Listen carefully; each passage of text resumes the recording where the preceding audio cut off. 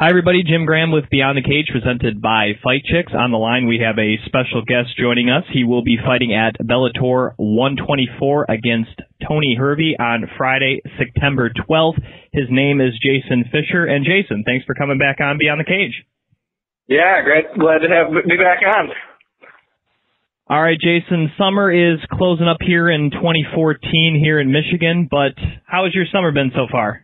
Oh, it's been great. We've had some pretty crazy weather with the rain and whatnot, but it's been pretty cool for the most part. Nothing like last year, which was crazy heat, but training's been going awesome, and I've just been enjoying the outdoors as well. And, yeah, I just can't wait for this fight coming up. Now, of course, much like a friend of the show, Darren Cruikshank, you're one of his training partners as well as coaches there over at Michigan Top Team, running out of Detroit Jiu-Jitsu in Dearborn, Michigan. So I was wondering, I think you guys have been around for a little over a year now, so how are things running over there at Michigan Top Team? Right. Well, yeah, Darren's great. I wouldn't consider him my friend per se. No, actually, Darren and I have been great friends for a while. The gym we're coming right up on our year anniversary for opening Michigan Top Team, and it's just been nothing but improvements and positive energy since we've opened. It's a lot of people say as a fighter you might lose a little bit of your edge by opening up a gym, and I think it's been the exact opposite. Now with us running our own show, we've been able to bring in the coaches and the training partners we need, and that was our first and foremost goal, was to get the training in we needed for fighters, including ourselves. And we've definitely done that. And now we've just gotten nothing but good responses. We've had nothing but a growth since then. We're already looking for a bigger place because we're getting too big for our own boat. So. Well, if you're looking for places, I know there's quite a few nice fronts here in Westland. Yeah, we got a guy that's he's been really pushing hard for looking at new places, and we went and looked at a few spots already. So we're just kind of looking to solidify a place, and that'll be our next big undertaking when we find something we like. Now, you last fought for Bellator back in March, and that was against Justin Wilcox, and yeah, that was a few months ago. Are you finally glad to have another fight booked? Yes, definitely. After that fight, that was a tough fight. Just didn't go my way. I got to get back in the win column here. We felt great for that fight. I felt like I fought okay, but a little bit of improvements that we needed to work on. I think we've addressed that. And then, we're just really excited for this fight. We're excited to be fighting in Michigan, in our hometown, and it couldn't be a better opponent to show.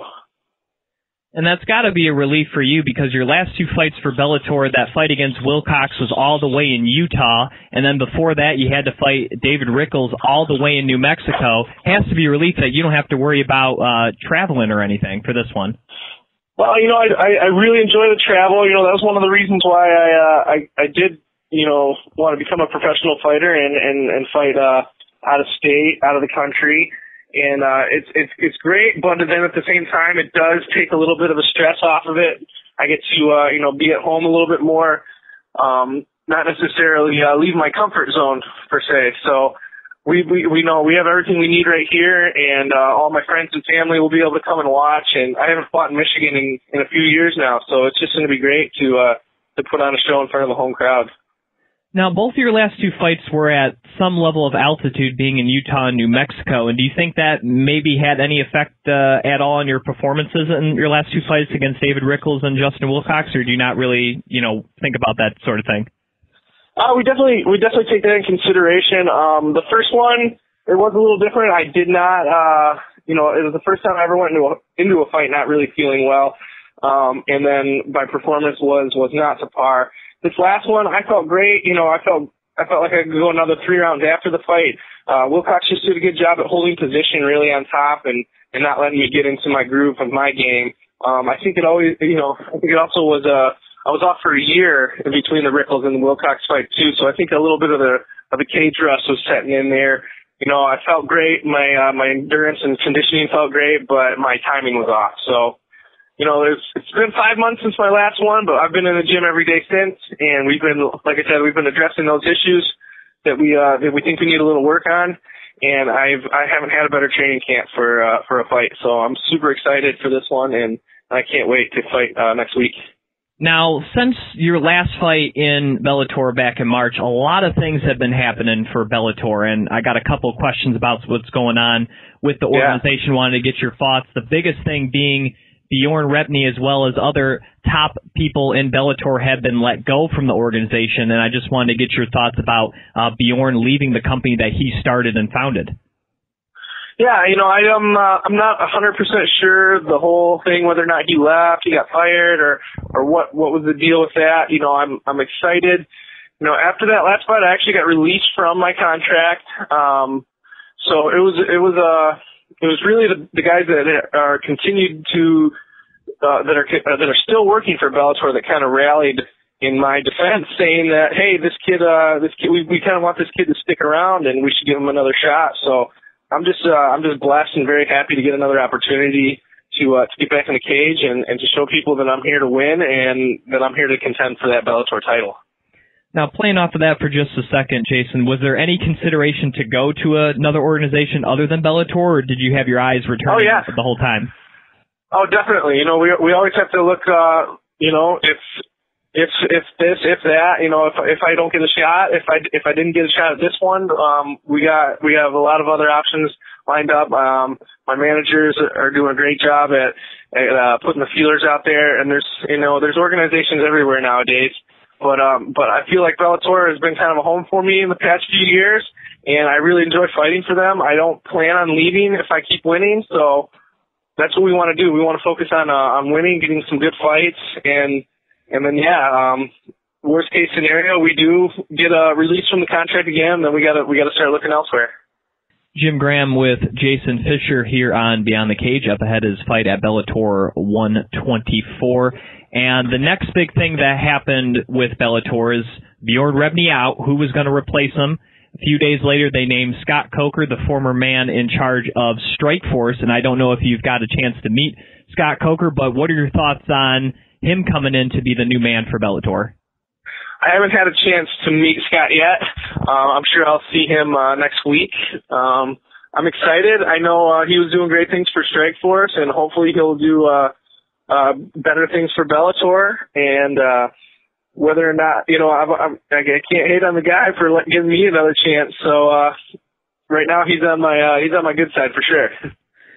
Now, one of the things that there's going to be other changes, of course, with Scott Coker coming in, but the tournaments are not going to be as big a focus under the Coker tenure as they were under Repny's tenure. And how do you feel about that? Maybe the tournament's not being as big of a focus moving forward with the organization. Well, it could be a good and a bad thing. I'm not really sure. I know for a fighter's perspective, when you're in a tournament, they were having us fight almost once a month, so it really wasn't giving us time to recoup and recover after a fight. And we need at least minimum 2 months, I think, 8 weeks to get a good camp in after a fight. Preferably 3 would be great. But without focusing so much on the tournament, that might open up more avenues, give guys more chances to come in and fight, just to see where they're at and maybe move them up in the rankings that way. So I like the tournament style. I like earning your shot at the title. But we'll see. This guy obviously knows what he's doing, and we want to just see improvement and growth. And I think he's going to take it in the right direction. All right, last thing about the organization. Of course, Eddie Alvarez was finally let go from Bellator. He is now signed with the UFC, and I just didn't know if you had any thoughts about him kind of leaving the contract early, and I guess that kind of by the fact makes Will Brooks no longer the interim champion. He would become the actual champion. The main reason I'm asking, because this is all the division you fight in 155, so I guess your kind of thoughts on what's transpired within your division here in Bellator. I don't really follow the guys as much as maybe as a hardcore fan would. When I first started paying attention, I watched every fight. I still do. I still watch a lot of the fights, UFC, Bellator.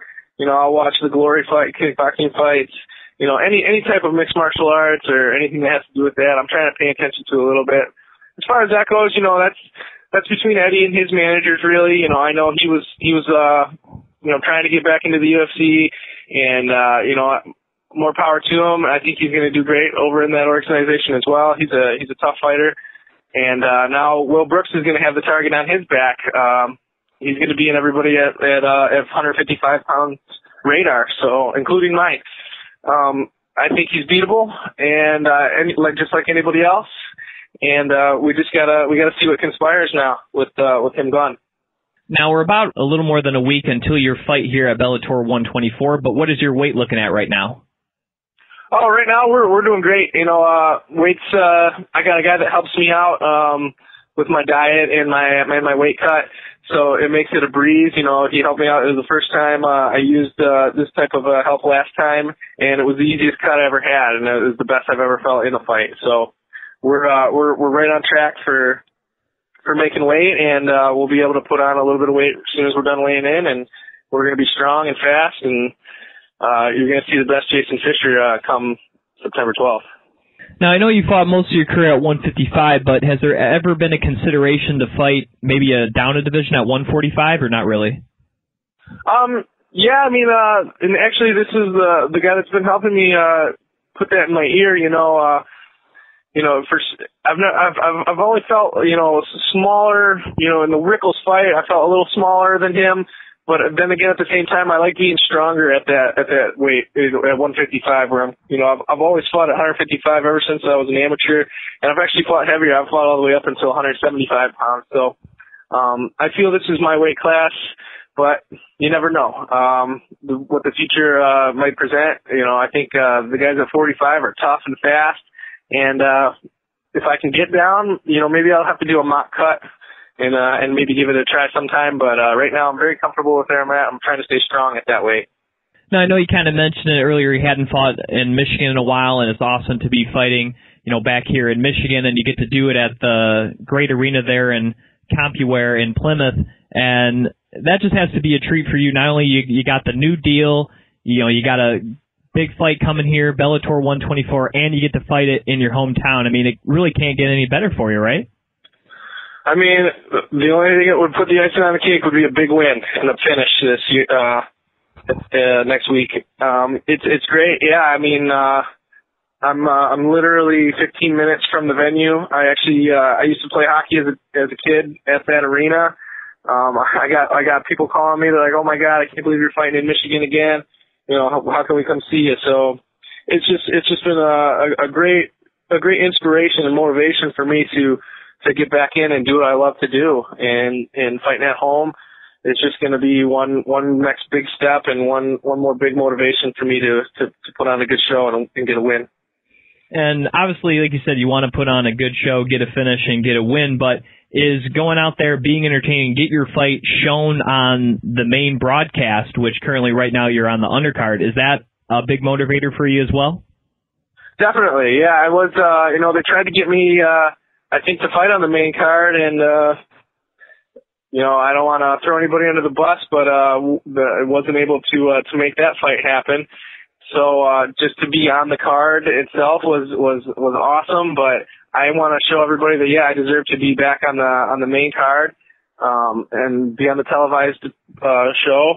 I want to be back part of this organization for a long time, and I'm definitely looking for a finish. I'm not going to settle for any more decisions. I'm going back to the original finisher, and that's what I do, is finish fights.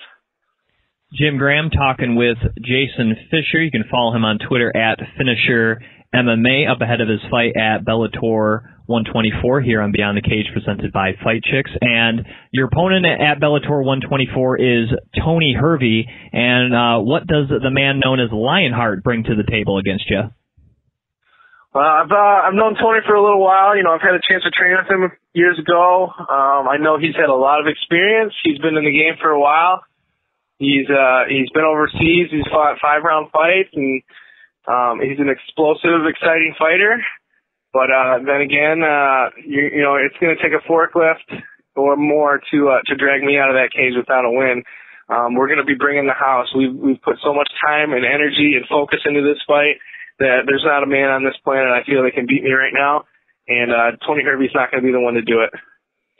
Now, speaking of Tony Hervey, obviously, like you said, he's a veteran of the sport. He's fought over 30 times professionally. He fought Gomi just a few years ago overseas to a 5-round decision. This is a guy who's, his record may not show it, but he is a very tough guy. And what would it mean for you to take him out next Friday? It's going to mean everything. We look only at what's the next fight in front of us, and that's Tony right now. So we've been eating, drinking, sleeping, and living Tony Hervey right now. It's just motivation. He's another Michigan guy. We got a lot of Michigan guys on the card, and even though we're both Michigan guys fighting each other, one of us has got to come out of there with a win. And I know we've been putting so much time and energy in that this is what we're here for. He's a crafty guy. He's got a lot of tricks, I'm sure, but we're preparing for anything and everything. I'll get you out of here with this, Jason. The main event of Bellator 124 is Joey Beltran against Emmanuel Newton for the Bellator 205-pound title. I didn't know if you had a pick for that fight. Well, I like Newton. I got a couple buddies that are friends with him. I just became friends with him on Facebook, so I'm gonna have to give him a little edge there. I like watching him fight. I think for his weight, he brings an exciting perspective to that weight class, and he's the champ. So it's gonna be tough to beat him, and it'll be an honor to fight beside him. Once again, he is Jason Fischer fighting at Bellator 124 against Tony Hervey. If it doesn't make the TV card, which I think it will, you can check it out on Spike.com starting at 7 p.m. on Friday, September 12th. Jason, thanks for coming on the show. Really appreciate it and look forward to seeing you fight in person over in Plymouth. All right. Thanks a lot, Jim. I appreciate it every time. All right. Once again, he is Jason Fischer right here on Beyond the Cage, presented by Fight Chicks.